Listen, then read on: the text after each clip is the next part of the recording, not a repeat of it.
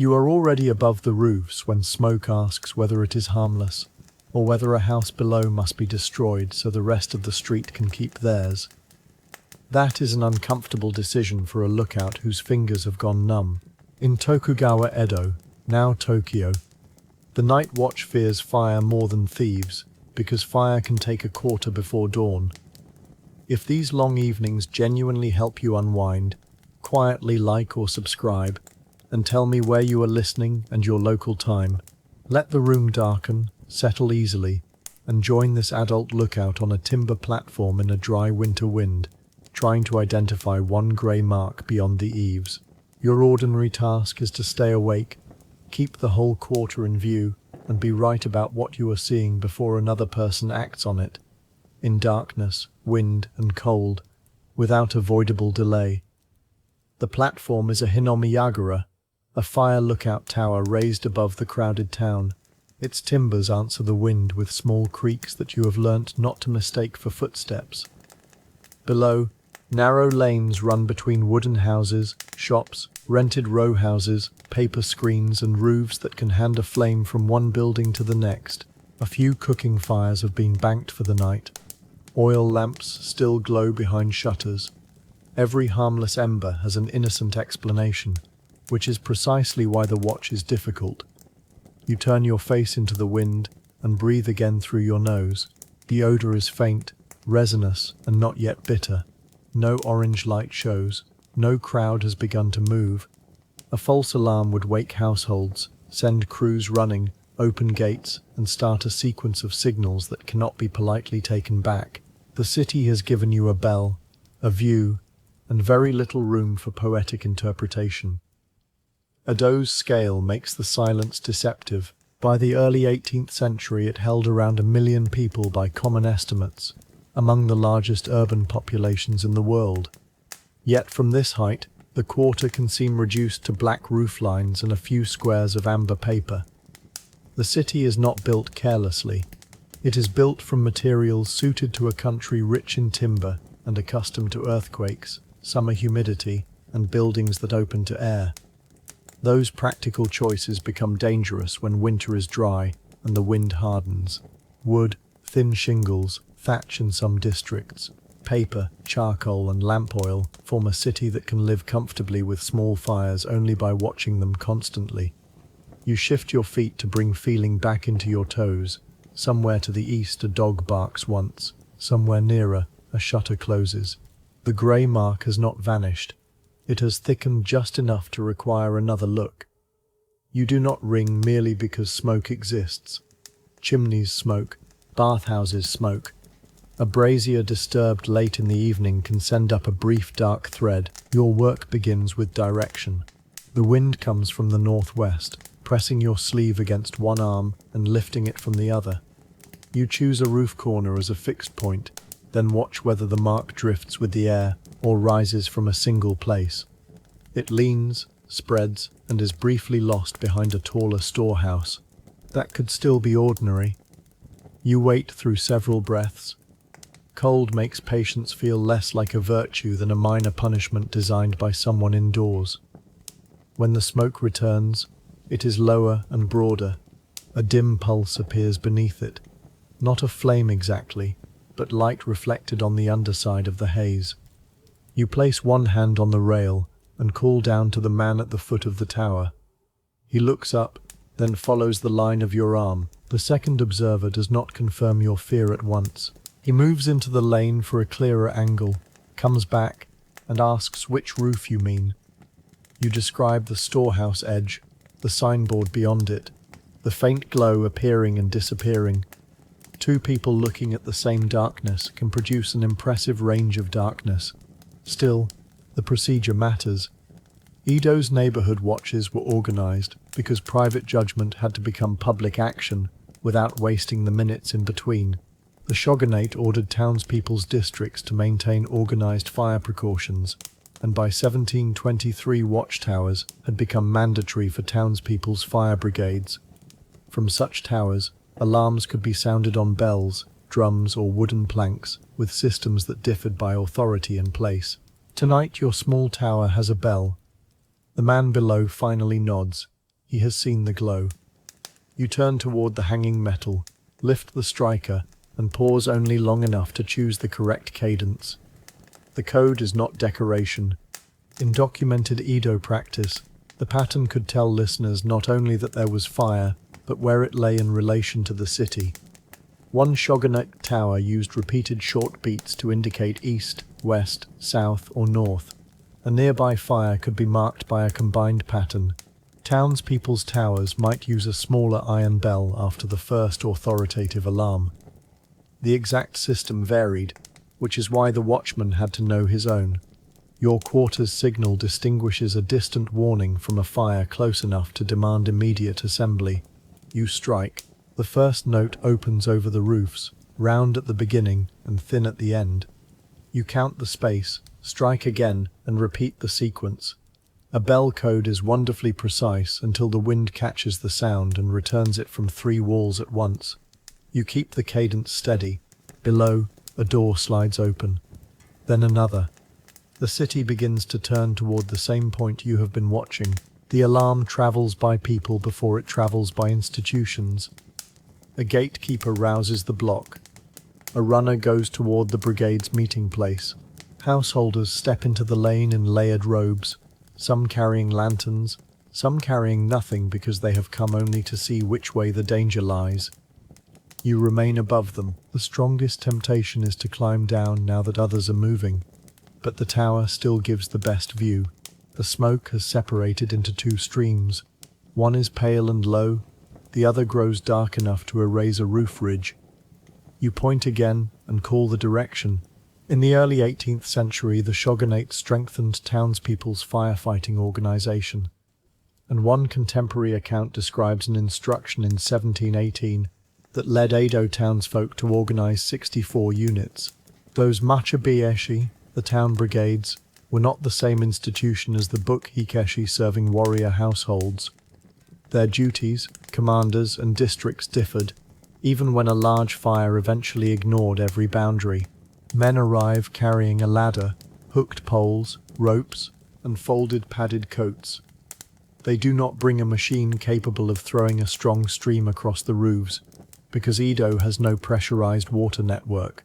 Wooden pails stand in neighborhoods, and hand-worked pumps appeared, but their reach and force were limited. Water can wet a coat, damp a roof, suppress sparks, or help with a small flame. It cannot reliably defeat a wind-driven front moving through tightly packed wooden buildings. The crew leader listens to your direction, studies the wind, and sends 2 men ahead. His first problem is not how to drown the fire, it is where to stop it. That answer may require a building to be opened, stripped, or pulled down before the flames arrive. The men nearest him know this, but the householders gathering in the lane may not yet know which roof he is measuring.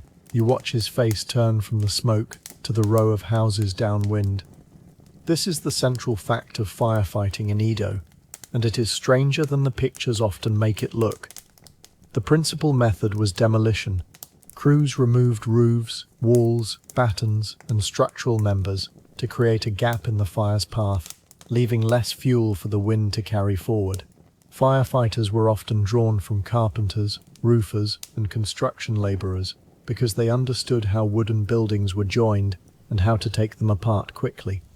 A bucket line might keep those workers wet. The decisive work belonged to hooks, poles, ladders, ropes, and practiced hands. Below you, the leader marks a house not yet burning. Its owner has come into the lane and follows the gesture from eave to eave. The choice is not between saving his building and destroying it. The choice is whether destroying it now gives the rest of the row a chance. No bell code can make that sentence easier. The crew leader sends a man to inspect the near side of the smoke. Another goes around the block to see whether sparks have crossed the lane. You remain the high pair of eyes. The orange pulse is now visible between roof lines, steady enough that no one calls it a chimney. The wind pushes smoke toward the marked house. The owner asks whether there is time to remove a chest. The leader does not answer with drama. He asks what is inside, where it stands, and how quickly 2 people can lift it. Fire command at this scale is made of such plain questions The household has already moved quilts and a small box into the lane.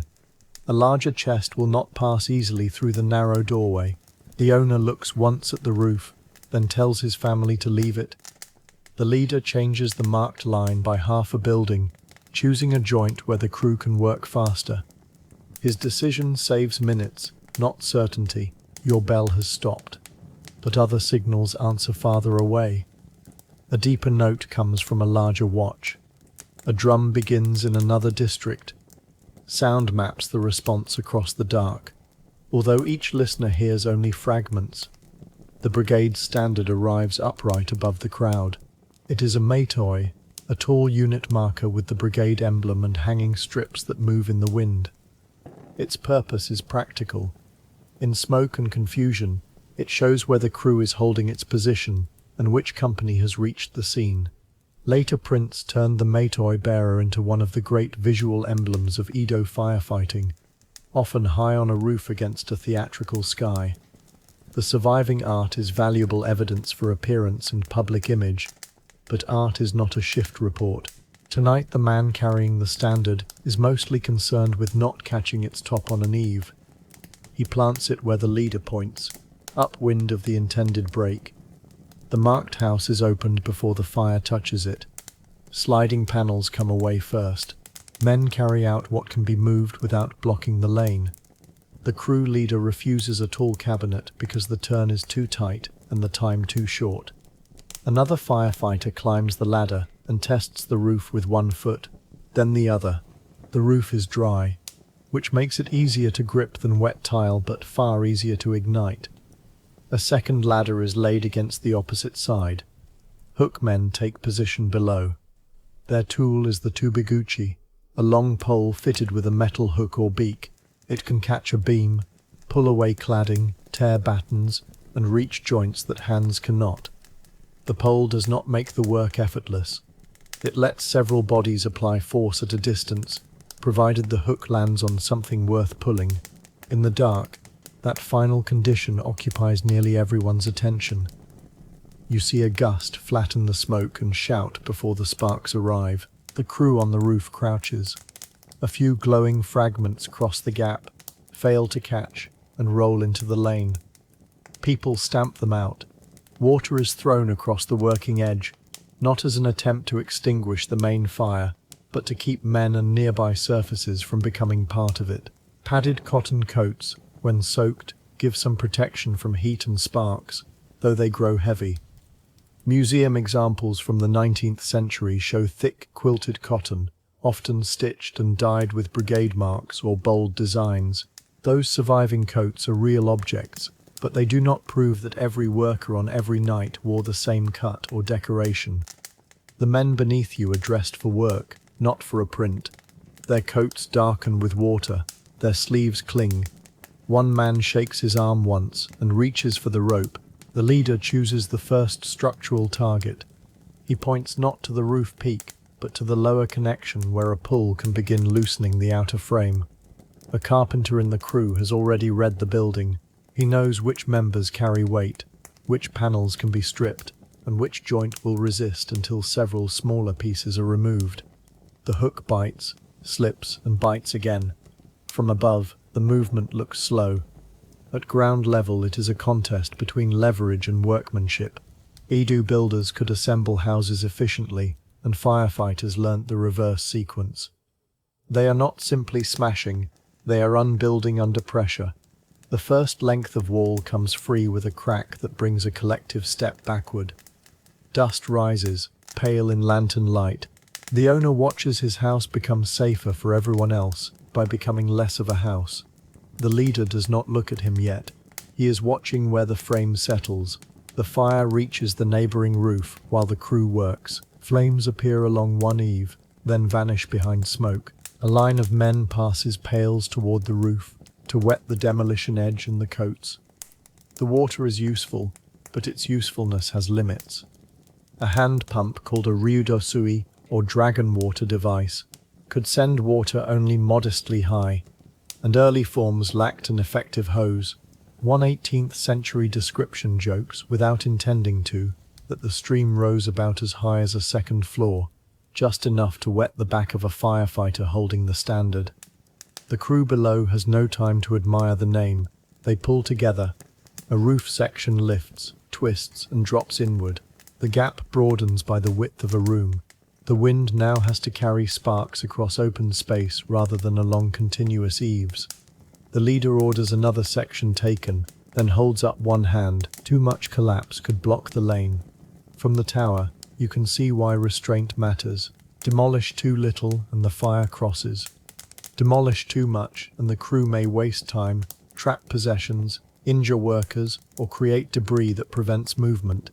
The task is to remove the smallest useful portion before heat makes the work impossible. Some accounts compare Edo's practice with more complete demolition elsewhere, noting the skill involved in choosing limited parts of roofs or walls. Whether every crew achieved that ideal is another question. Tonight the leader is making adjustments in real time. He sends one hook team left and stops another from pulling a beam that supports the ladder. The motoi tilts in a gust, and its bearer leans his whole body against the pole. Your hands are still numb, but the night below has become intensely exact. One misplaced hook can cost a minute. One mistaken roof can cost a household. One correct gap may never appear in any record because nothing beyond it burned. A runner comes back from the far side of the block. Sparks have landed on 2 roofs, but neighbors are beating them out with wet cloths and pails. No second fire has taken hold. The crew leader shifts the line again. He chooses to sacrifice a narrow rear extension attached to the marked house, while preserving the front room if the wall can stand. The owner listens. The difference matters to him because a surviving front room may keep a shop operating, may shelter tools, may turn complete loss into partial loss.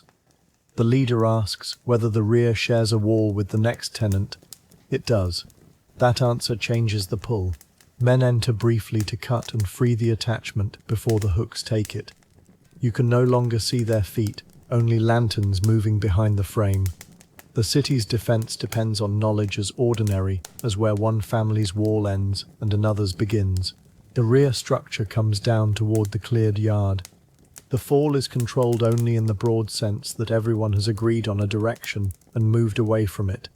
Timbers strike earth, paper tears, and a roof surface folds over itself. The open strip is now wide enough for the wind to expose its own failure. Sparks cross, but they land on trampled ground, wet debris, and the face of a wall the crew has soaked. The main fire continues behind the gap. The goal is not to make the night suddenly free of flame. It is to stop the flame from finding the next uninterrupted meal. Men remain on the roof edge, watching for embers. The matoi is raised again where the crew is holding. You ring a shorter local warning as instructed, alerting another quarter without repeating the original full alarm. The sound travels over a city that has learnt to distinguish degrees of danger because every degree asks something different of the people below. Now the title's answer is visible from your platform. Edu watches for fire all night, because fire is not an exceptional enemy arriving from outside. It is a routine possibility produced by heat, light, dry weather, wind, dense housing, and the materials of daily life. Theft threatens a purse, a store, a household, and the city certainly polices it. Fire can turn one overturned lamp or neglected ember into a decision about which buildings must be destroyed to save the rest. That scale of consequence creates towers, signals, gatekeepers, neighborhood pales, organized brigades, standards, and men trained to pull apart a sound house in darkness. The lookout is not proof that Edo ignores crime. It is proof that the city has ranked its overnight dangers. You have spent the cold hours facing the danger that can erase the map beneath you. The glow stops advancing at the gap. For the first time since the smell reached you, the smoke begins to rise instead of lean. The crew leader does not celebrate. He walks the edge of the demolished section and tests what remains. A beam has cracked where he hoped it would hold. The front room may still stand, but its roof is unstable. He orders everyone down and has 2 men brace the wall from the lane. The owner asks whether he can go inside. The answer is no, not yet. This is the part romantic prints rarely need. A vivid matoi and a bold coat can turn firefighting into a recognizable type. Real duty continues after the visual climax, among wet ropes, weakened joints, missing tools, and people waiting to learn whether a doorway is safe. The phrase Edo no Hana, the flowers of Edo, became slang for the city's frequent and spectacular fires. It does not mean sufferers welcomed them. A disaster may be common enough to become a saying without becoming cheerful. The leader looks back at the gap and quietly accepts that his choice worked, though it did not leave the house unhurt. As the main flames settle behind the break, the work divides. One group watches for hidden fire in fallen material. Another checks neighboring roofs. A third begins clearing the lane so pails, ladders, and people can pass. You climb down from the tower because the leader needs your description of what you saw before the alarm. Your legs object to the ground after hours on timber. He asks where the first smoke appeared, how long before the glow, and whether you saw sparks cross south of the storehouse. The questions are practical, not accusatory. They help him decide where to keep men posted. Your answer confirms that the wind carried the fire along a narrow line and that the demolition gap met it in time. The lookout's work does not end at the bell. Observation continues into consequence. You point toward the roof where two embers landed. A pair of householders are still there, kneeling beside wet cloths, unwilling to trust darkness simply because the shouting has softened. The marked house stands in an awkward half-state. Its rear is gone, its front wall leans, braced by poles. The shop sign remains above the doorway, as though business has become unusually selective about which parts of the premises it requires. The owner waits beside the chest that could be saved. His family's quilts are folded in the lane, already absorbing damp from the ground. The leader walks him around the outside and explains which beam failed. He cannot promise that the front room will survive the morning. He can say why the rear was chosen, why the pull came from the yard, and why the adjoining tenant's wall forced the crew to cut before hauling. This explanation does not restore anything. It gives the damage a reason. In a system built around intentional demolition, authority must include the willingness to stand beside the person whose property became the firebreak and account for the choice in plain language. Another brigade arrives after the decisive work. Its men carry their own standard and tools, and for a moment the lane becomes crowded with unit identity. Edo's firefighting bodies could cooperate, compete, or collide. The Buke Hikeshi attached to warrior households had obligations shaped by those households and by shogunal priorities. The Machibikeshi emerged from townspeople's districts and became increasingly important in protecting commoner neighborhoods. Permanent shogunal brigades also existed. Popular retellings often compress these systems into one colorful brotherhood. But the distinctions mattered to who answered, who commanded, and what property each group was expected to protect. Tonight the late crew's leader exchanges information, sends several men to the far roof, and keeps his standard out of the working lane. This is cooperation at its least theatrical and most useful. No one challenges the first leader's line. The fire has already tested it. The remaining question is whether a concealed ember will attempt a second opinion. You return to the tower with a fresh cloth wrapped around your hands. The platform is unchanged, which seems unfair. Below, a house has been opened and part of it removed. Above, the bell hangs where it did, waiting to make the same demand again. You inspect every quarter of the view. Smoke from the contained fire rises more vertically now. That change is encouraging but not final. Wind can shift. Fallen timbers can burn under collapsed surfaces. A spark can travel beyond the bright area and begin quietly. The fire watch therefore continues after the largest movement has stopped. The city's defenses are repetitive by design. Look, compare, signal, confirm, watch again. It is possible to admire the organization and still notice that its human component is a cold adult standing on a platform while everyone else is permitted to have walls. You stamp one foot, then the other, and trace the roof lines from left to right. The towers themselves became part of Edo's ordinary skyline. An 18th century print could include a watchtower almost incidentally because viewers knew what it was, just as they knew gates, wells, bridges, and storehouse roofs. The shogunate's 1723 requirement for townspeople's brigades to establish watchtowers gave priority to early detection. Height made smoke visible sooner, but it also exposed the watcher to weather and ambiguity. A tower did not identify a source by magic. It placed a trained observer where patterns could be compared across distance. That is why your first minutes mattered. The difference between chimney smoke and a roof fire was not a difference in category at the instant you noticed it. It was a difference revealed by persistence, direction, color, and consequence. You look again at the bathhouse chimney that gave harmless smoke earlier.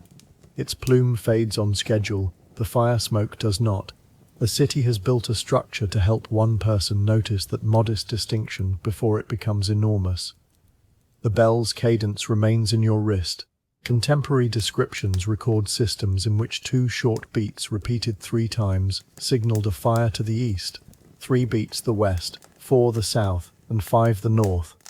A nearby fire might combine patterns. Other authorities used drums or wooden planks, and details differed between towers. The important point is not that every bell in Edo spoke one universal language. It is that alarm was organized enough to convey location and urgency, reducing the time lost to rumor. You had to count correctly while cold, uncertain, and aware that the first sound would wake a quarter. Procedure is often most demanding precisely when it looks simplest. Strike, wait, strike. The night does not care whether your thumb has feeling. You rest the striker against its support and listen. Far off, a bell answers with a pattern for another direction, likely relaying rather than announcing a second fire. You count anyway. False alarms had real costs, though the sources preserve systems more readily than the embarrassment of individual watchmen. Gates opened, runners moved, crews gathered, householders rose and began deciding what to carry. A signal could create disorder as well as prevent it, so hesitation was built into the human judgment before the bell. Yet waiting too long could be worse. Your first uncertainty therefore belongs to the city's design, not to a flaw in your courage. Edo does not ask the watcher to be certain at first glance. It asks him to observe until the evidence crosses a threshold. Smoke that returns thicker, light that pulses beneath it, a direction matching the wind, and confirmation from below together justify the alarm. This is a carefully composite night, not a recovered diary of one named lookout. The procedures, materials, signals, and institutions are documented. The exact conversation and sequence are staged to show what those records required people to do. You resume the sweep of the roofs. Near the fire, a hand pump is brought forward for the remaining pockets. Its mechanism has the hopeful name Dragon Water, but the machine is neither a dragon nor especially persuasive water.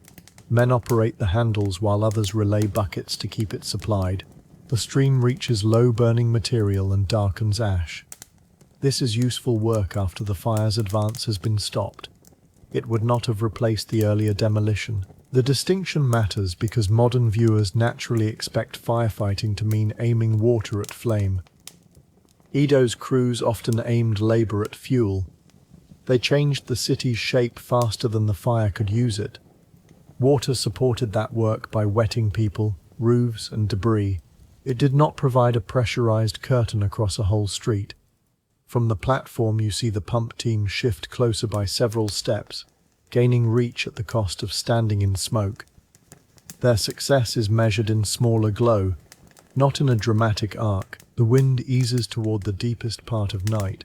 The Matoi's hanging strips no longer stream sideways. Its bearer lowers the standard from the roof and rests the pole against a wall, keeping the emblem visible while freeing his arms.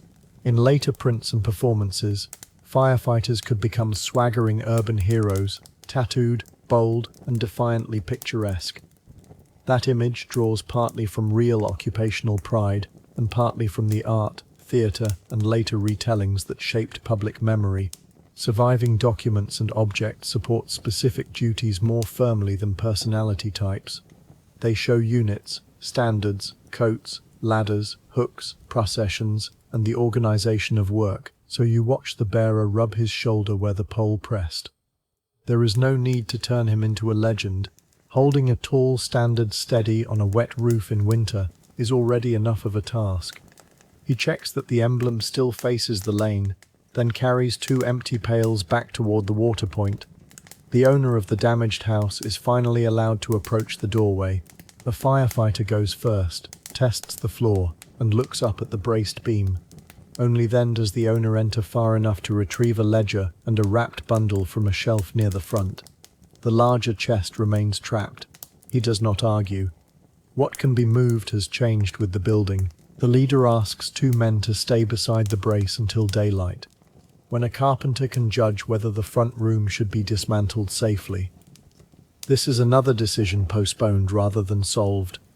Firefighting creates a line between immediate necessity and morning work. The leader has saved the row from the advancing flame. He may still have to order the rest of this house taken down. The owner places the ledger beside his quilts. Its pages are dry. He presses the cover flat with one palm, perhaps confirming that one part of his ordinary life still answers to touch. Edo had known far larger nights. The Great Fire of Meriki in 1657 burned much of the city over 3 days, and estimates of the dead vary widely, commonly from tens of thousands up to about 100,000. No exact count exists. For this quiet night, the important legacy is what followed. The shogunate relocated some temples and warrior residences, opened broad spaces and roads to act as fire breaks, and expanded the city beyond its former concentration. The castle's main keep, destroyed in the fire, was not rebuilt. Such measures did not end urban fire, but they changed where flame could travel and where people could gather. You do not need to imagine the catastrophe itself. Look instead at the gap your crew has made between 2 ordinary roofs. It is the same governing idea at household scale. When water cannot command the blaze, space can. Someone must decide where that space will be created. The great reforms and the small decision belong to different levels of power. The government can order a wider road, move a temple, require a tower, or assign brigades. A crew leader still has to point at a particular joint on a particular night. No urban plan removes the human moment where general policy becomes local loss. The man below walks the cleared strip again with a lantern. He checks that no glowing timber lies under the fallen roof. He asks who owns the rear shed beyond the wall. He listens to the answer and changes the placement of a watcher. His authority is practical and temporary. By morning, carpenters, landlords, tenants, officials, and neighbors will enter the matter. For now, he is responsible for the line. You can see that responsibility in the pace of his walk. He is neither hurrying nor relaxing. He gives the gap the same close attention you gave the first smoke, because stopping a fire and proving it has stopped are separate tasks. A pale edge appears behind the eastern roofs. Dawn will not arrive quickly, but the night has begun to loosen. The bell metal is colder than the air where your hand touches it. You do not ring again. Below, the crew's movements have become quieter and more repetitive. Pails return empty. Ropes are coiled. One ladder remains in place for inspection. The owner's family sits near a neighbor's doorway, with quilts around their shoulders. Their own doorway is visible, but not yet theirs to use. Fire has not taken the whole building, yet the house cannot resume being a house merely because the flames stayed back. The crew leader brings them a small brazier from a safe distance, and places it where the wind cannot carry sparks toward debris. Even comfort must now obey the same caution that organized the alarm. The family warms their hands without conversation. From above, you see the city beginning to restore ordinary gestures before ordinary rooms are ready. When relief reaches the tower, you describe the remaining risks. The main glow is low, the wind has eased, 2 roofs received sparks, and the damaged front wall is braced. The next lookout repeats the points back to you. Continuity matters because a new watcher must inherit more than a view. He must know what changed, what has been checked, and what still requires attention. You climb down carefully. The ladder rungs are familiar, but fatigue makes each one slightly farther apart. At the bottom you pass the bell striker to the relief man's assistant. Nothing ceremonial marks the exchange. The city's watch survives by one cold person replacing another before judgment dulls. You step into the lane and feel, for the first time, how high the tower was. Roofs that looked like a pattern now become individual eaves, doors, and households. The firebreak is no longer a line. It is a torn room open to the winter air. The crew leader stands beside that room as dawn strengthens. The fire has not crossed. The row beyond is intact. His decision was effective, but effectiveness is not innocence. He chose the rear of one house, ordered its wall cut away, and watched the roof fall where a family had expected to wake. He cannot know whether a smaller gap would have worked. He cannot prove that a larger one was unnecessary. Fire leaves no experiment beside the outcome. The choice must be judged by wind, timing, construction, and the fact that the next roofs still stand. He tells the owner that the front will be assessed after sunrise and that he will return for the decision. Then he places his hand on the bracing pole, tests it himself, and waits until another man takes the post. The night ends not with a spectacle, but with a leader remaining beside the house he ordered broken, living for a while longer with the line he drew. You meet the brigade again through the hands of one working man. He is a carpenter by trade and a firefighter when the alarm calls, the combination being less accidental than it sounds. Wooden buildings make sense to people who assemble them, and they also make sense to people asked to take them apart before flame arrives. On this later winter night, your ordinary goal is narrower than the lookouts. You must get a hook into the correct joint, pull when the leader signals, and keep your footing on a roof made wet for your protection. The crew has reached a shop where fire burns behind an upper wall. Smoke presses from the eaves, but the lane ahead is still clear. A ladder goes up. The matoy is raised where the brigade intends to hold. You wrap both hands around the shaft of a Tobiguchi and look at the roof as a carpenter would, searching for the building hidden beneath shingles, plaster, smoke, and urgency. The matoy appears first because confusion must be organized before force can be useful. Its long pole carries the brigade's emblem high enough to be seen above people and smoke.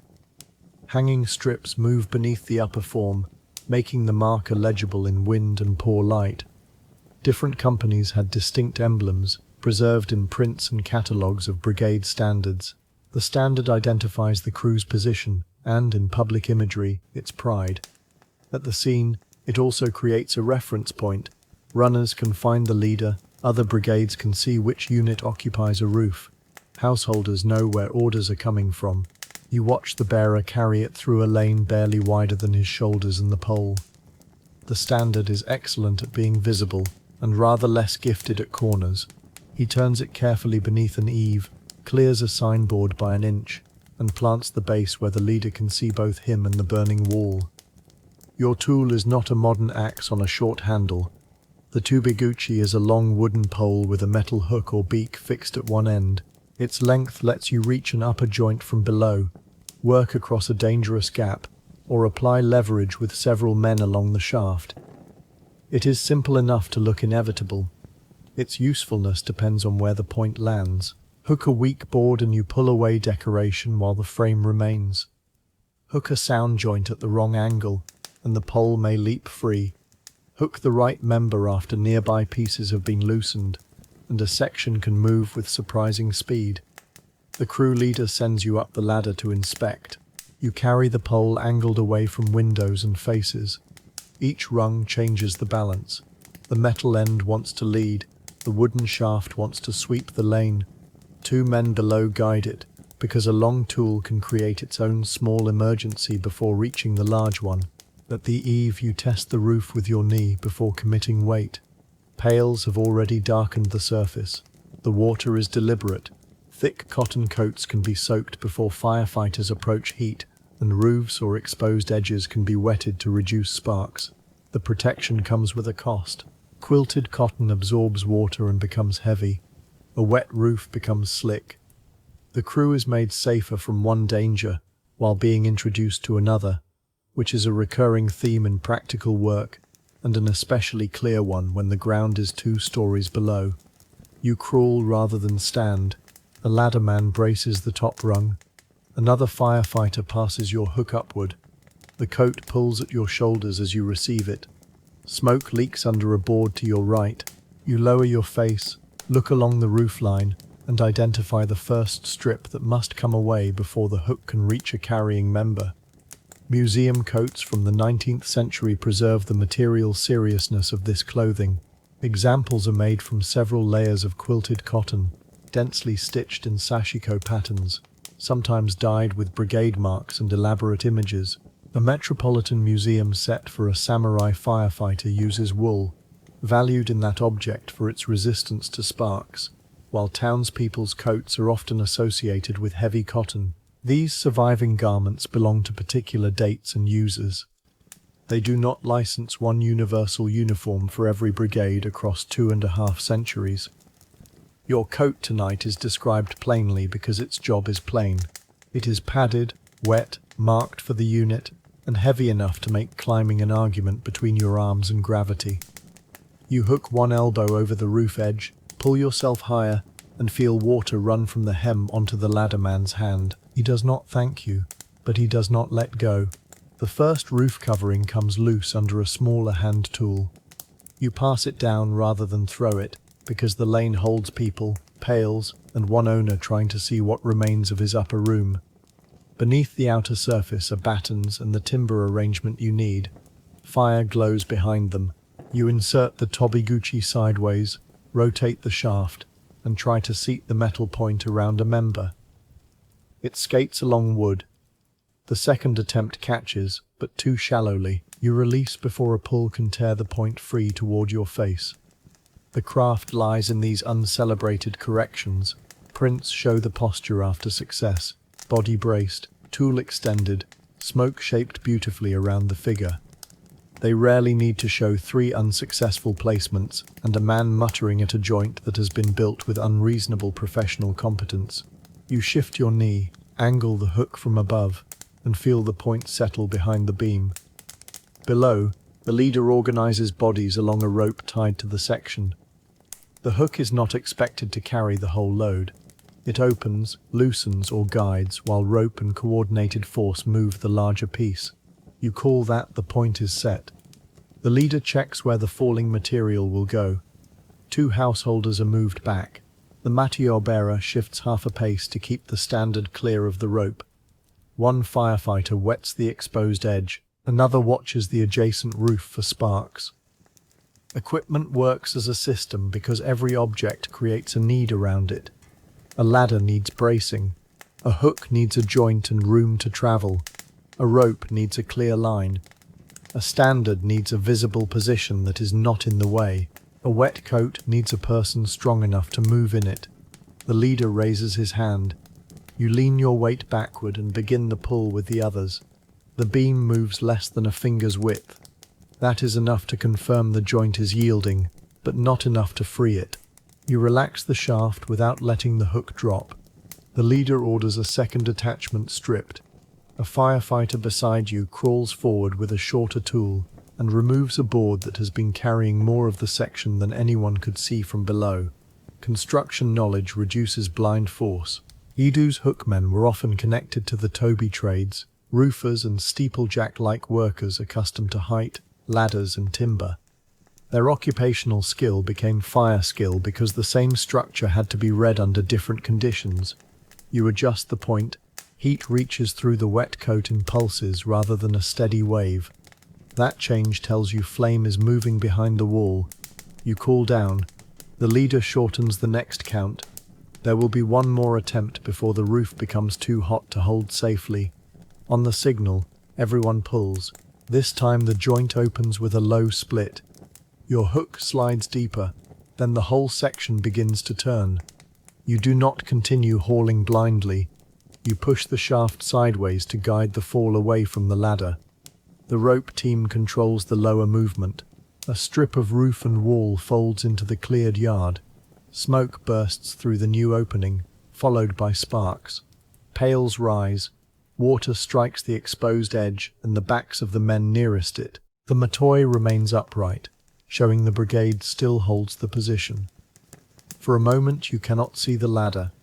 You stay low and keep one hand on the roof ridge. When smoke thins, the top rung appears exactly where it was. The ladderman has not moved. His task is as decisive to you as the hook was to the wall. You back down one rung at a time, carrying the metal point below your body. At ground level, the padded coat has gained enough water to feel like a second worker who has declined to assist. A crewmate helps lift the hem clear of your knees. There is no pause for display. The leader sends you to the adjoining building, where the demolition edge must be checked from a second angle. You exchange the long hook for a shorter one better suited to a cramped rear passage. This is not a tour of equipment.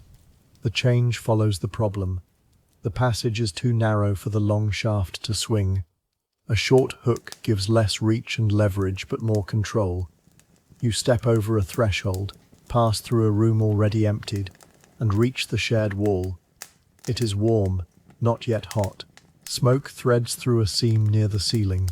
You press the back of your hand close without touching. The next piece to remove must expose the cavity while leaving enough wall to slow sparks.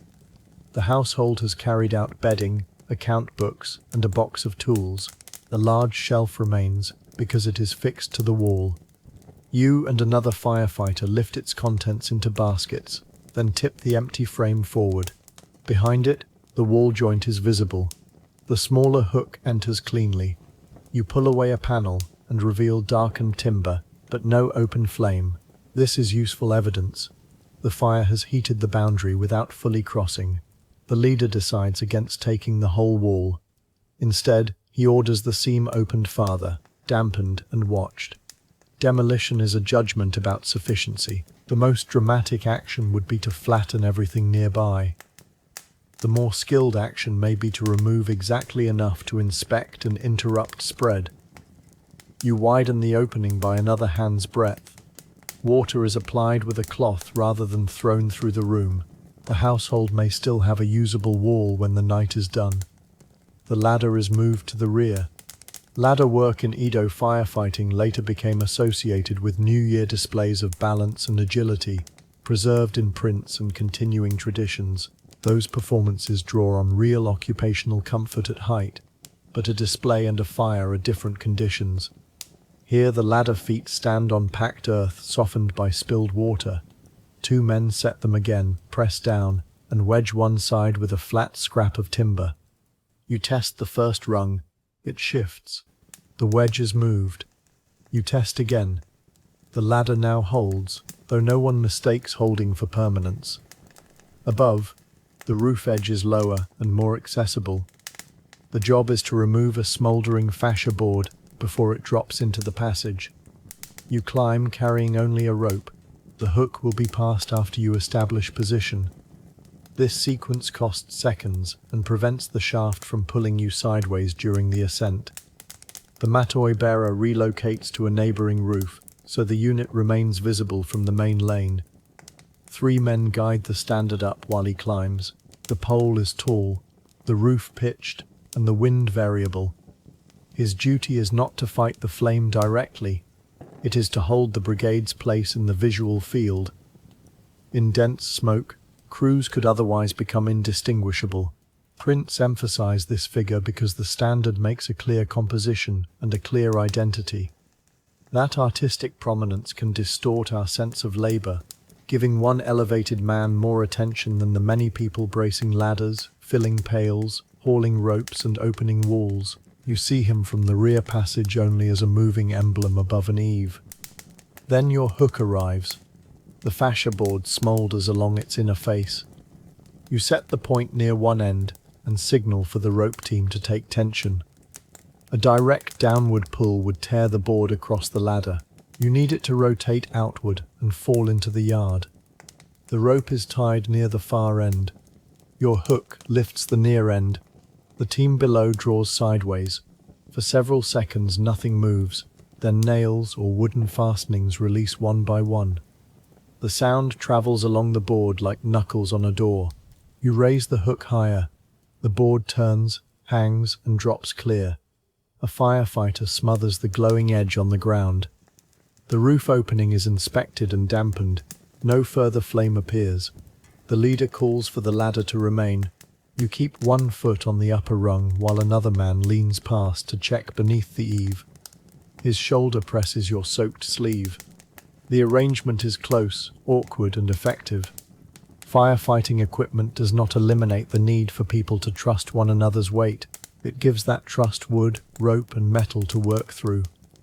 When you descend, the leader examines the metal hook. The point has bent slightly from the first roof pull, not enough to discard the tool, but enough to affect how it seats.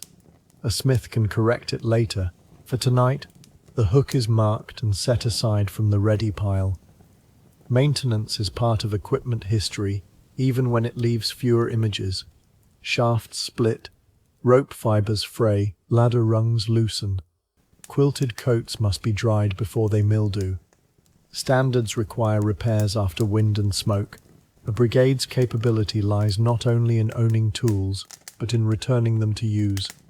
You run a hand down the wooden shaft and find a raised splinter near the grip. Another man wraps the spot temporarily with cloth, so no one tears a palm during cleanup. The tool that opened a roof is reduced to a small workshop problem, which is how most useful objects spend the hours after being important. The main fire has weakened, and the work becomes less visible. Pails dampen fallen material. Hooks turn beams so hidden embers can be found. Men use the long shafts to separate pieces without stepping onto unstable debris. The same tool that pulls down a wall now lifts a smoking board a few inches for inspection. Its value lies in distance and leverage, not destruction alone. You stand beside the owner of the shop, while a crewmate turns the remains of an upper partition. The owner recognizes a shelf bracket and asks whether the rear room can be entered. You tell him the floor has not been checked. The answer is procedural, not dismissive. Equipment can expose danger, but only a person decides when another person may cross the threshold. The leader sends a ladderman through the lower entrance to test the stair. He returns with a charred tread in his hand. The upper room will wait for daylight. By now the wet coat has protected you from sparks and collected smoke, mud, water, and a persuasive argument for removing it. You do so only after the leader releases your team from the hot edge. Beneath, your work clothing is damp at the shoulders and dry at the waist. The coat is laid flat rather than folded, because trapped heat and moisture are unwelcome companions. Later images often show richly decorated inner surfaces, with water creatures, heroes, and bold designs. Such coats could carry pride and meaning, especially in the 19th century. Yet the decoration does not make the wearer fireproof. Thick cloth slows heat and catches water. It also restricts movement and adds weight. You flex your arms, then help another firefighter remove his coat because the soaked sleeves will not release his wrists. The city's celebrated garment ends the shift by requiring 2 adults and a certain amount of undignified tugging. The brigade gathers its equipment in functional groups. Hooks are checked for bent points and split shafts. Ropes are stretched where they will not knot as they dry. Pails are nested. The long ladder is carried by several men through the main lane. The matoi remains upright until the leader is certain another crew has taken the watch. Only then is the standard lowered. Its upper form and hanging strips are inspected for scorching. The bearer has a blister along one palm from controlling the pole. He wraps it and helps carry a rope coil. Unit identity does not exempt anyone from ordinary labor. Surviving processional prints, including an official commission from 1714 showing companies of Edo's fire service with crests and details, confirm how institutions presented themselves. The scene after a fire is more modest. Emblem, hook, coat, and ladder all return to storage, because the next alarm will require them without allowing time for repair. Before leaving, you go back to the rear ladder. One foot has sunk again into wet earth. The wedge still holds, but the ladder now leans slightly more than it did. No one is on it. That is fortunate and not accidental. The crew kept checking. You and the ladder men lift the feet, move them to firmer ground, and reset the angle. The remaining inspection can then proceed. This small correction answers the story's practical question. What made Edo's equipment effective was not exotic design by itself. It was skilled placement, coordinated use, knowledge of buildings, and continual attention to how wood, rope, metal, cloth, water, and human weight behave together. A hook in the wrong joint was only a pole. A ladder on soft ground was only a future fall. A standard hidden in smoke was only a burden. The equipment became a fire service when trained people adjusted it to the changing problem. The final roof check is quiet. You climb halfway and stop while another man examines the exposed cavity. No heat rises. The smouldering fascia lies wet in the yard. The shared wall remains standing, opened enough to reveal that flame did not cross. The owner will need carpenters, plasterers and patience, but he still has rooms. The crew leader gives permission to remove the ladder. Men lower it into the passage, lift the feet over the threshold, and carry it out without striking the matoy pole now laid along the lane. This is the kind of coordination that does not become a legend because it works. You retrieve the short hook, and notice its point has caught in the woven edge of a discarded mat. Freeing it takes longer than dignity would prefer.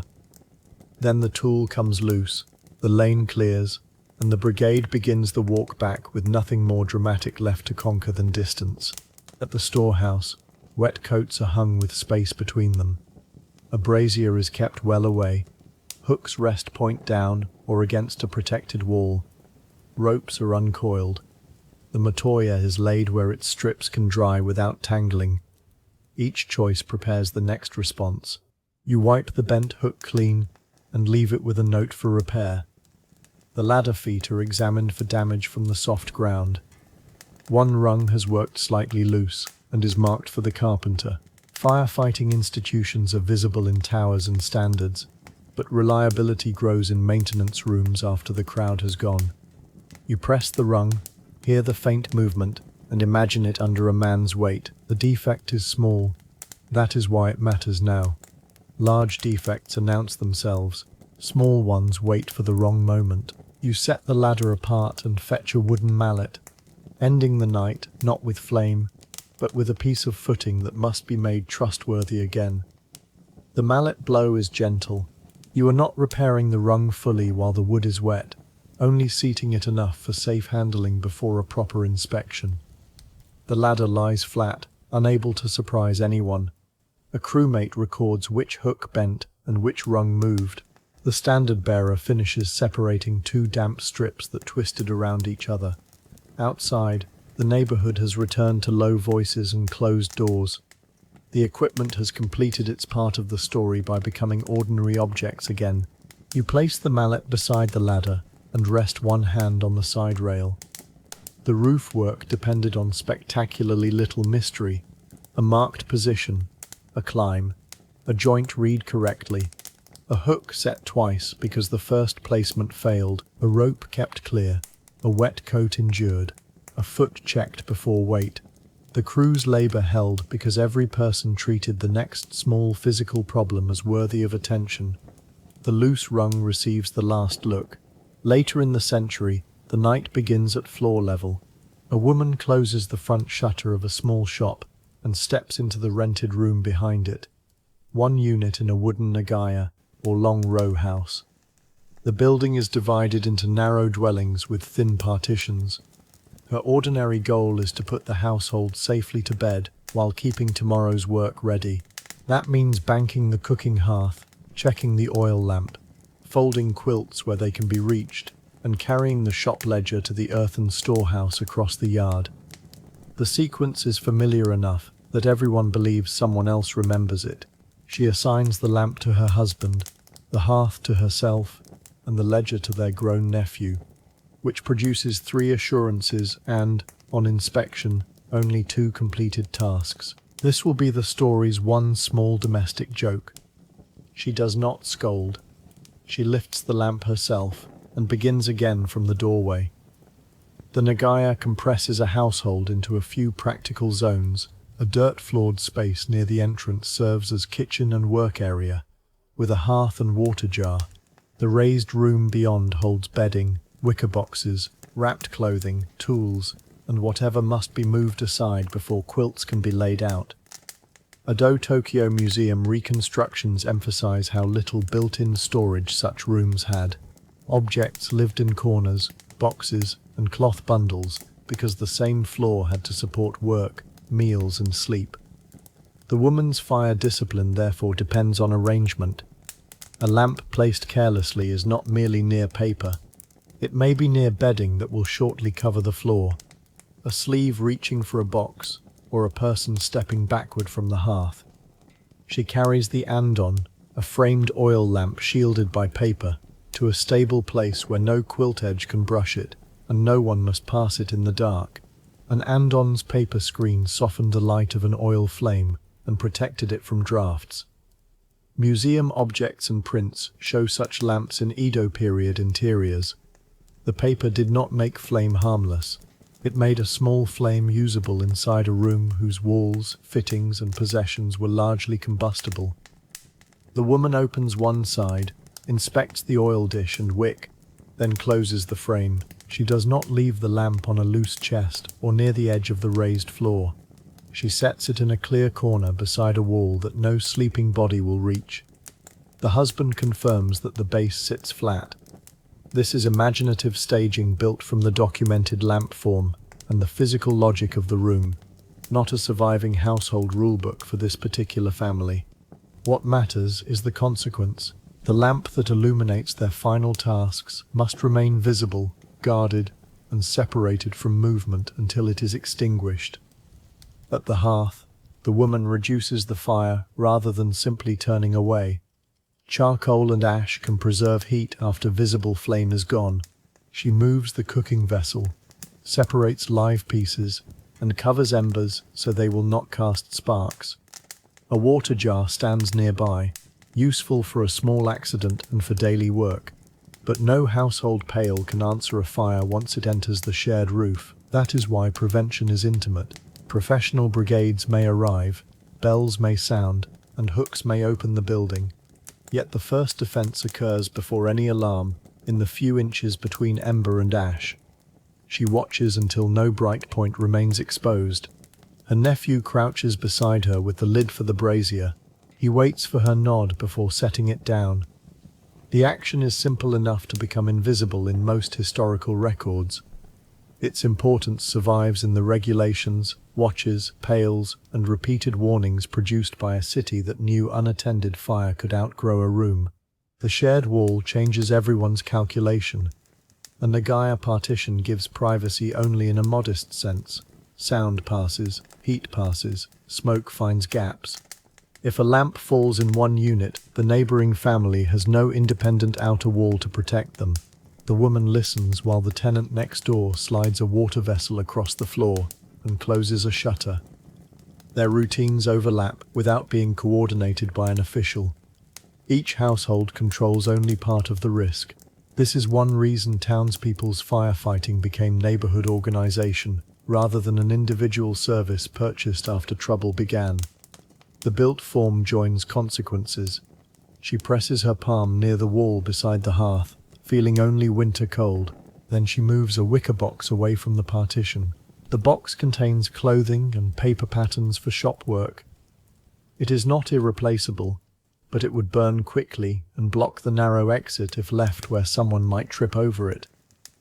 Fire discipline and housekeeping become the same task.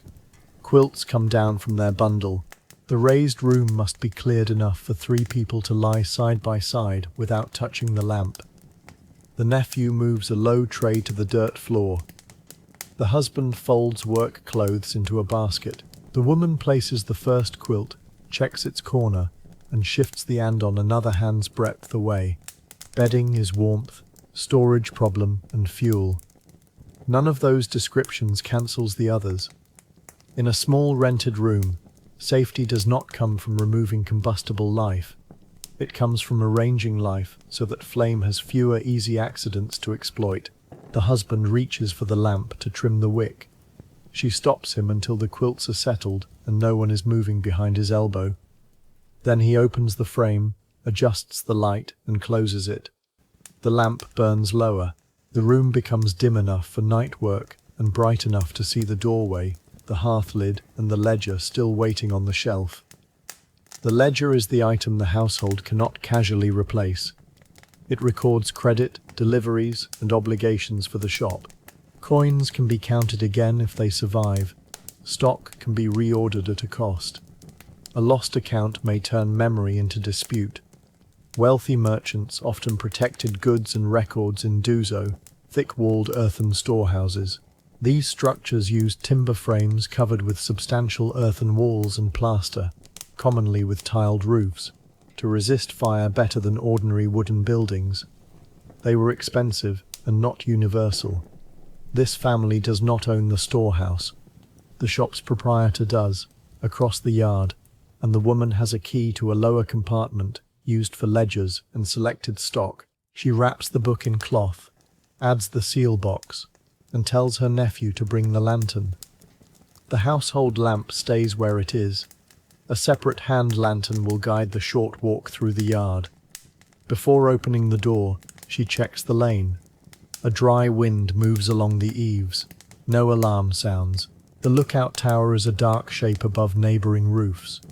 Domestic caution does not require panic. It requires finishing the sequence despite cold and fatigue. She opens the shutter only wide enough for one person. The nephew shields the hand lantern. Together they cross packed earth toward the storehouse. Its wall is pale and solid beside the lighter construction around it.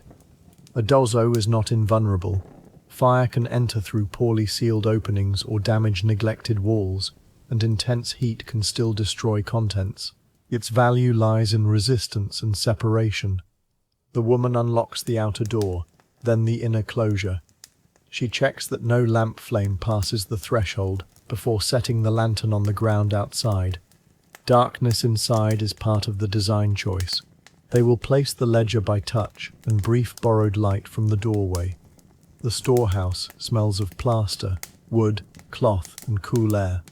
Shelves hold wrapped records and goods chosen for survival, not daily convenience. The woman reaches to the marked space and sets down the ledger. Her nephew adds the seal box. They do not fill the doorway with loose bundles, because closures must shut tightly. Thick walls are only useful if flame and sparks cannot enter around doors and windows.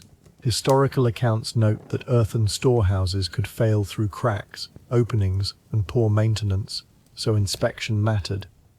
She runs her fingers along the inner edge of the door, where plaster meets wood. A small chip has appeared near the lower corner. It is not an emergency tonight, but she will report it in the morning. Protection is not a property a building possesses forever. It is a condition maintained through repair. She closes the inner door, then the outer one, and tests the latch twice. Back in the Nagaya, the husband has lowered the lamp. He has also moved the water jar closer to the entrance, leaving a clear path from quilts to doorway. The woman looks over the room from the threshold. This is her final inspection point, because it shows the arrangement as a whole. Hearth covered, lamp stable, bedding clear, boxes out of the path. Ledger stored, door easy to open. She touches the hearth lid and feels warmth but no shifting air. Then she kneels beside the lamp.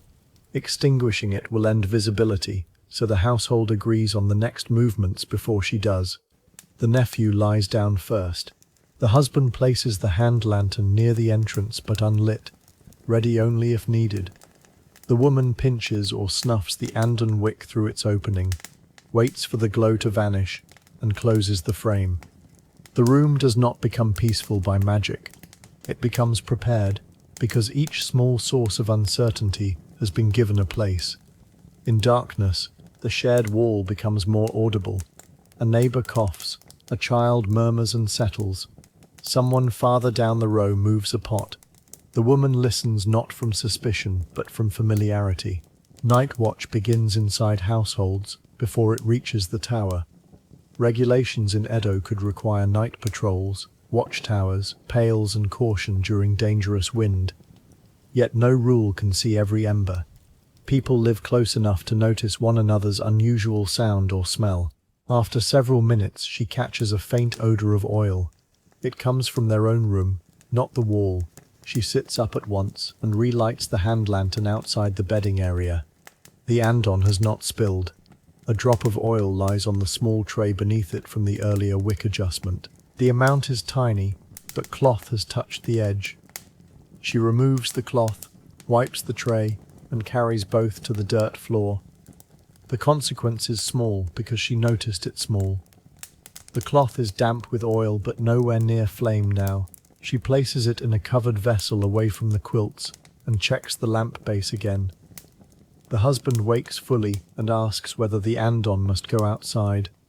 She decides it can remain unlit on the dirt floor until morning. The family rearranges once more. This interruption shows why domestic fire discipline is not a single perfect ritual. It is a cycle of checking, noticing, correcting, and accepting inconvenience.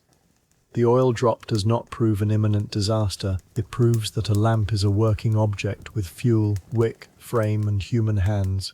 The woman returns the hand lantern to the entrance, extinguishes it, and waits until the scent fades. Across the yard, the ledger rests behind earthen walls. Here, the quilts remain warm and the shared wall cold. The household's goal is restored, though later than planned. Morning reveals the room without changing what happened. Light enters through paper screens. The husband examines the andon tray and finds a rough edge near the oil holder that may have caught the cloth.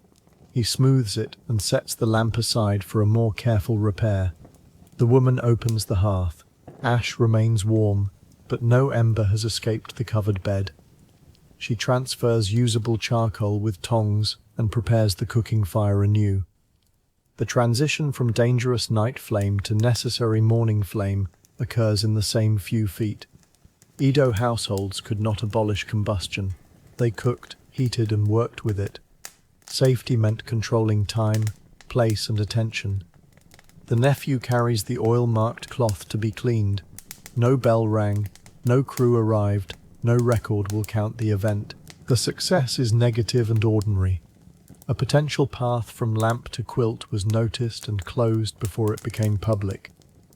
They cross to the storehouse after breakfast. The proprietor meets them with plaster for the chipped door edge. He does not treat the damage as trivial. The woman shows the exact spot. A craftsman will make the proper repair, but a temporary cover can prevent further crumbling. Around them, the yard contains the city's two approaches to repeated fire. The Nagaya is light, flexible, crowded, and relatively quick to build. The dozo is thick, costly, slower, and meant to protect selected contents. Edo did not make every building equally resistant. Affordability, status, regulations, earthquakes, ventilation, and construction practice shaped what people could use. Many commoners lived in rented wooden rooms and owned fewer bulky goods, while wealthier merchants invested in storehouses. The woman's household sits between those arrangements, renting its living space and using the shop owner's protected storage for the records that keep work coherent. She watches the temporary plaster pressed into place. The ledger comes out for the business day. Its safety overnight was not meant to preserve it untouched forever. A storehouse protects continuity so ordinary exchange can resume. The woman carries the wrapped book back across the yard, opens it at the shop counter, and checks yesterday's final entry. The seal box follows. Nothing in the room announces that these objects spent the night behind thick earth because the surrounding city could burn. That hidden preparation is part of their value. Fire discipline works best when it supports life, rather than replacing it.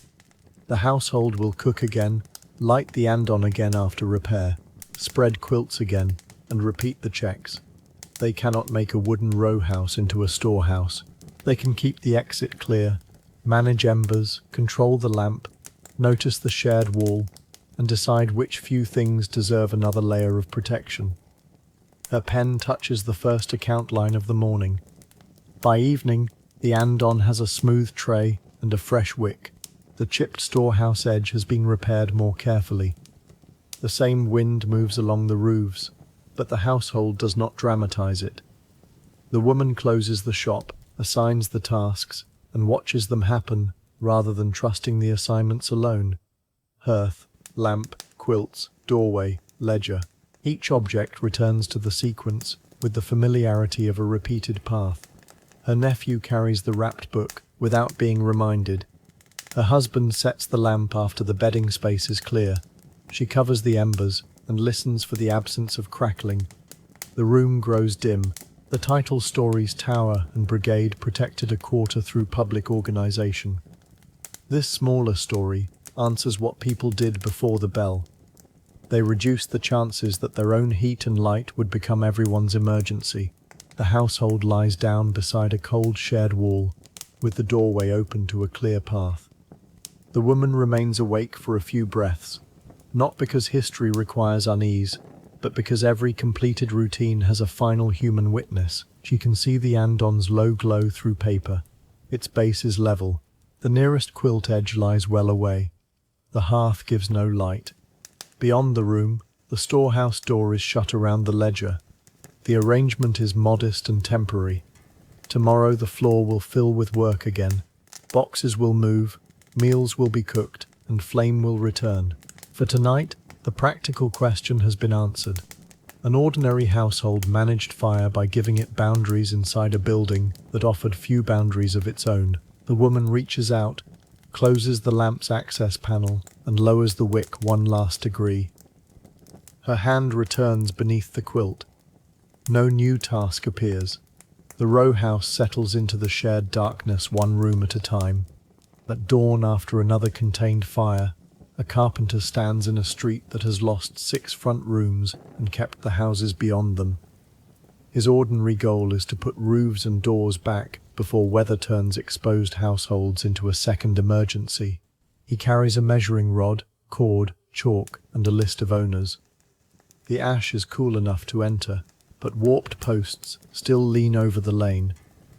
Before he can rebuild, he must learn where rebuilding is permitted. Edo's response to fire changed the city not only during the alarm, but after it. Roads could be widened. Open ground could be reserved. Temples and residences had been moved after major disasters. Some roofs and facades were encouraged or required to use more fire-resistant materials, depending on period, district, status, and cost. The carpenter sets his cord along the former frontage and discovers that the new line will stand farther back. One family will regain a shop, but not every inch of the old floor. The carpenter steps through the ash, places a chalk mark beside each recoverable threshold, and leaves an unmarked gap where a wall has lost too much strength to carry a new frame. The decision comes from a town official carrying a marked plan. The lane must remain wider at the corner so flame cannot leap as easily from eave to eave and so carts, crews and evacuees can move. The principle had a powerful precedent after the 1657 Maireki fire, when Edo's government reorganized space on a much larger scale. Warrior residences and many temples were relocated outward. Broad roads, embankments and open areas were created to interrupt spread. The city expanded eastward across and beyond the Sumida River. Fire prevention became part of urban form. The carpenter does not experience this as an abstract plan. He moves his cord 2 paces, checks the depth left for each shop, and listens while owners calculate what the lost strip means for counters and storage. The wider corner may protect them later. It reduces them now. He marks the new post holes and begins fitting practical life to public space. Owners move their baskets behind the revised cord, while the official checks the corner from both approaches. The line remains, even when one merchant asks quietly whether a single post might stand closer. Firebreak ground carried several names and forms, including open Hyokechi and broad Hirakoji avenues. Some spaces served ordinary urban life when no fire threatened. Stalls, traffic, gatherings, or temporary uses could occupy areas whose deeper purpose was to remain less combustible than continuous housing. This is how a city makes safety livable. Empty ground in the center of a dense commercial place cannot always remain socially empty. The carpenter's corner will open toward such a widened passage. He measures the distance from the proposed eave to the building opposite. A roof projecting too far would quietly undo part of the improvement. He shortens the bracket plan. The shop owner accepts a shallower overhang because the official will not approve the old one. No single building becomes fireproof. The street becomes less willing to carry fire in one uninterrupted line. The carpenter writes the revised length beside the owner's name. A cart turns through the widened bend without brushing the new markers. The carpenter watches its wheels and understands that the open space serves movement now, long before it is asked to slow flame. Materials create the next question. After great fires, authorities promoted tiled roofs and plastered or earthen surfaces, but access was uneven, and policy changed over time. Tiles added weight and cost. Plaster required skilled labor and maintenance. Earlier restrictions could limit commoners' use of certain visibly substantial building forms, while later governments also subsidized or encouraged safer roofing in parts of Edo. A merchant with capital could build a thick-walled dozo. A tenant in a light nagaya could not. The carpenter therefore plans a mixed solution. The shopfront will use more plaster around exposed edges. The roof section facing the wider road will take tile where the structure can support it. Rear rented rooms will remain lighter wooden construction, separated as well as the site allows. Fire safety in Edo was not a single technological conversion. It was a layered negotiation among danger, price, regulation, earthquake risk, ventilation and speed. He calculates the extra roof weight, changes two beam sizes, and records the added cost. The safer surface cannot simply be placed on a frame designed for something lighter. The first timber arrives by water. Edo's building appetite drew lumber from distant forests and through a large commercial network. Fire made that demand urgent and recurrent. Historical accounts describe merchants storing reconstruction timber on the far side of the Sumida, lashed in rafts and sunk or weighted in water so supplies would remain available. Lumber yards were moved and developed in eastern districts, including the area known as Kiba, literally the timber place. The carpenter checks each beam as it comes off the cart. Wet marks show where wood rested in transport. He rejects one piece with a split near the end and assigns another to a shorter span. The city's speed of rebuilding depends on this invisible preparation. Trees were felled, logs moved by river and sea, timber stocked, merchants financed purchases, and carts reached burned streets before a family could wait through a season without walls. At the water's edge, workers separate long beams from shorter stock and call out destinations. The carpenter's order joins many others, each tied to a street trying to regain rooms and shutters. Carpenters gather around the new post line. Some of them have also served in fire brigades, using the inverse of their building knowledge during alarms. Now joints are cut for assembly rather than release. Standardized practices and familiar timber framing allow work to proceed quickly. Speed should not be mistaken for ease. Every piece must fit. Every footing must meet uneven ground. Every owner wants priority. The master carpenter assigns one team to frames, one to roof members, and one to salvage usable fittings from the ruins. Reuse shortens cost and time.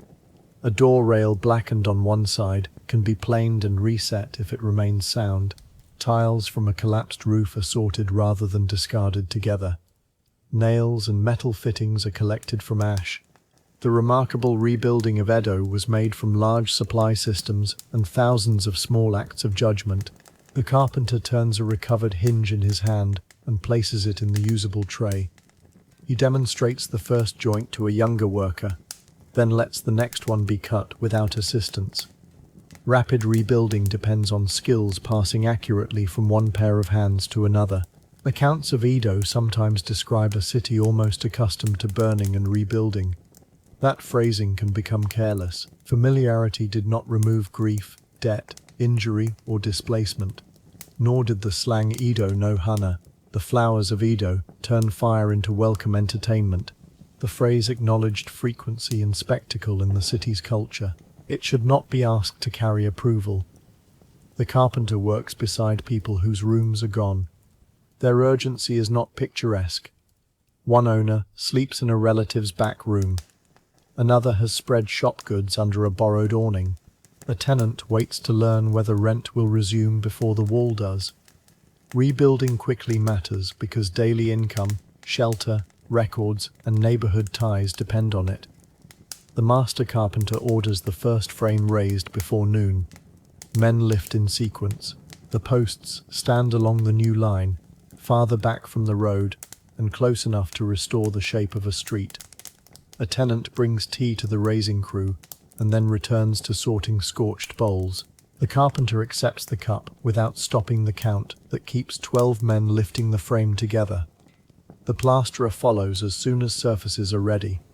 Earth and plaster can slow flame when applied thickly and kept intact.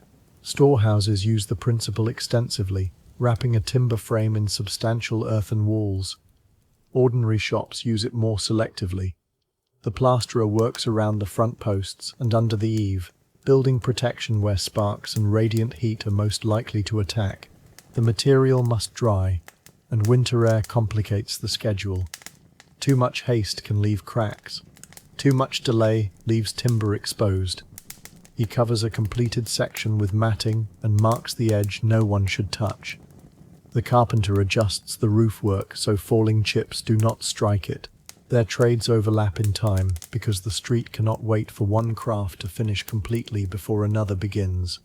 Fire resistance emerges from sequencing. A protected wall with an unfinished opening remains vulnerable. A tiled roof on a weak frame creates another problem. Each layer must meet the next. The plasterer smooths the final pass with a damp tool and checks the corner against the light. The carpenter keeps carts away until the surface is firmed enough to resist an accidental shoulder.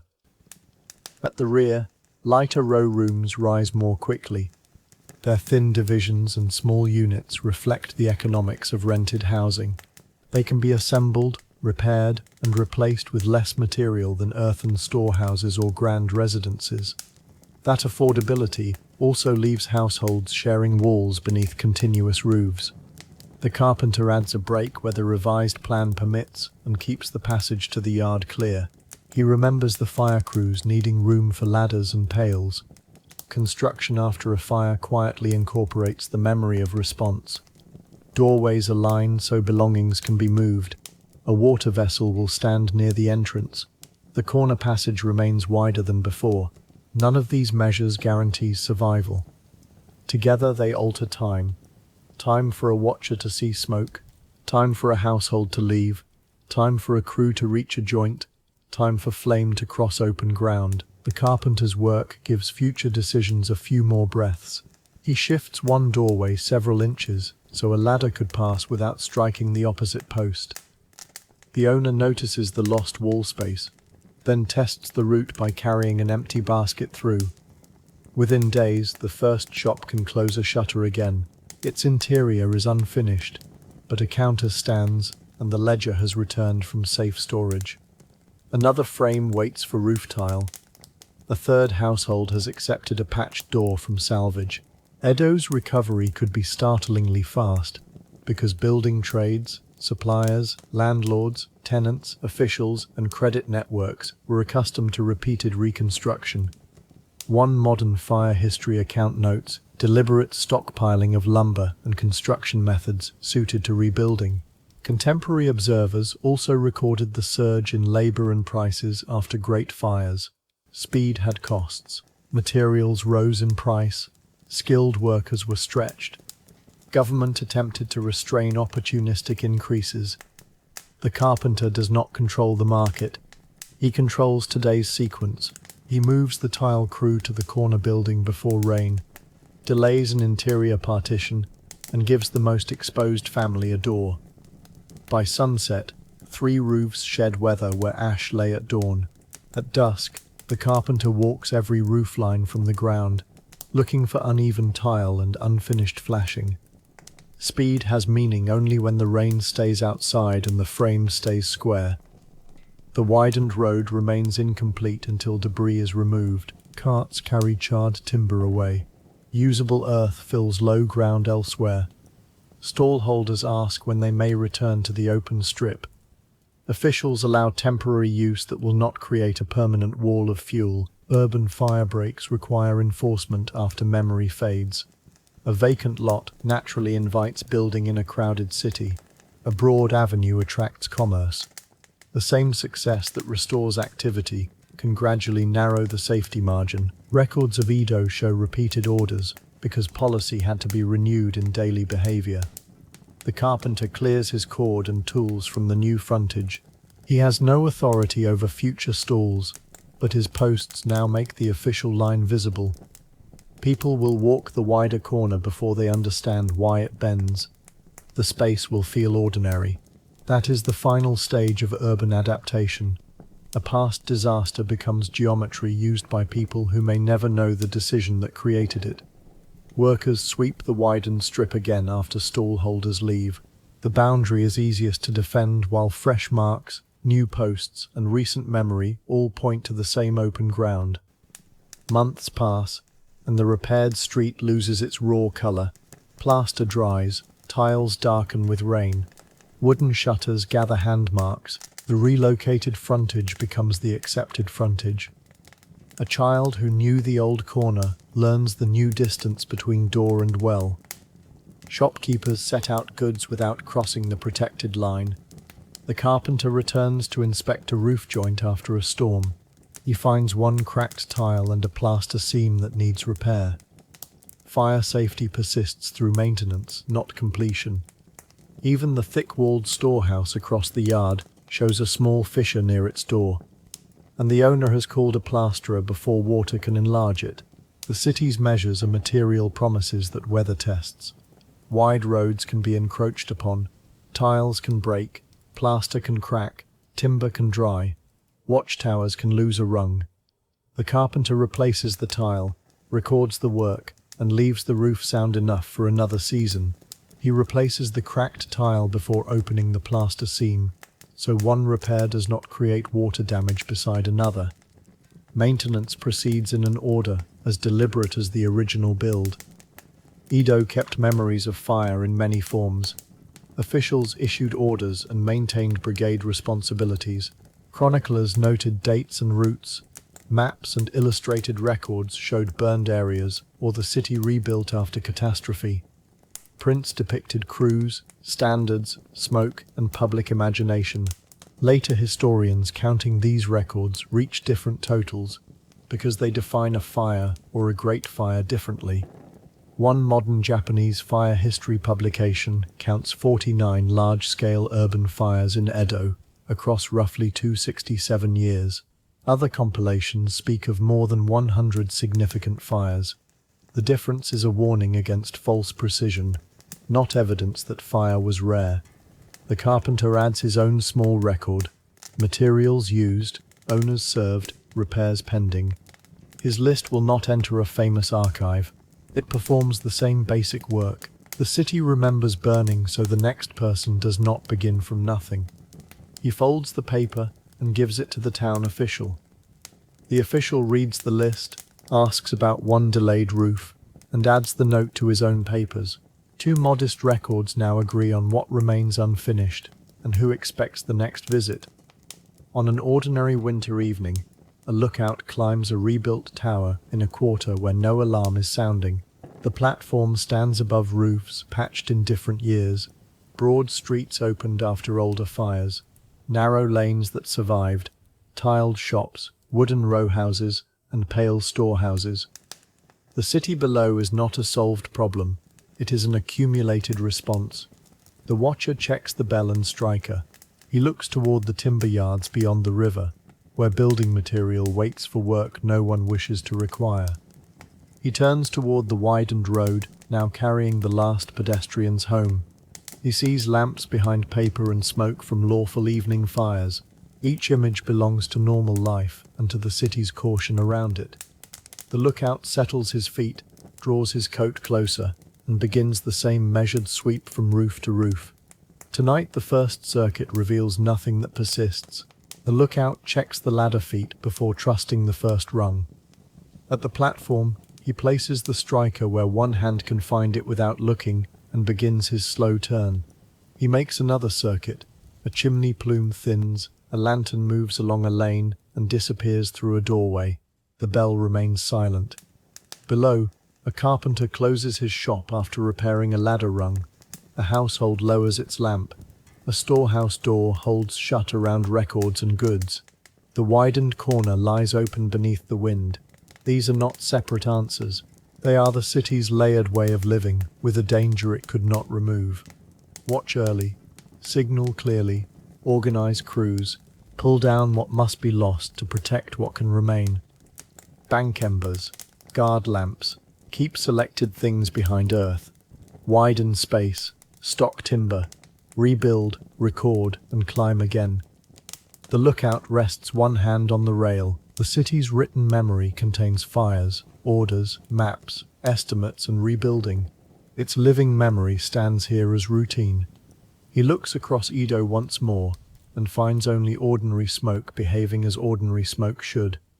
His second circuit follows the same order as the first, allowing change to reveal itself against memory. Nothing changes. The city below continues with shutters closing and lamps becoming small. The rooftops remain beneath the dark, one line resting behind another. A lantern glow settles behind paper, steady and low. The bell hangs without movement. Near the wall, a hook rests with its metal point turned away from the doorway. Nothing asks it to rise. The open path through the room stays clear, and the folded quilt waits where hands have already placed it. The night holds these familiar shapes without changing them. A hand draws the quilt closer. The doorway is still visible in the faint lantern light. Beyond it, the lane lies quiet beneath the tower. The bell remains silent. The hook stays against the wall, its long shaft now only a length of wood in shadow. Roof after roof keeps the same dark outline. No smoke gathers, no feet climb. The room needs no further arrangement, and the lamp needs no further touch. The lantern grows lower. Its paper frame keeps a small square of warmth near the floor. The quilt lies smooth. The doorway holds a narrow band of darkness leading outward. Then the rooftops begin again. High above them, the bell waits. Below, the hook waits. Each object has returned to stillness after being held, lifted, checked, or set down. The quiet does not need another signal. It continues through the room and along the eaves. There is the roof edge, the lantern, the bell, the hook, the quilt, and the doorway. Their shapes are enough. The roof edge fades into the next. The lantern rests in its cleared place. The bell gives back no sound. The hook touches the wall. The quilt rises slightly, then settles. The doorway remains open to the familiar lane, where nothing is being carried and nothing is being pulled apart. The last lantern light rests on the doorway and becomes smaller. Above the rooftops, the bell is only a dark circle. The hook lies quiet below it. The quilt holds its place. No new movement enters the lane. The room, the roof, and the tower remain as they were, with every needed thing already checked. The lantern lowers once more, and the familiar shapes stay together in the dark.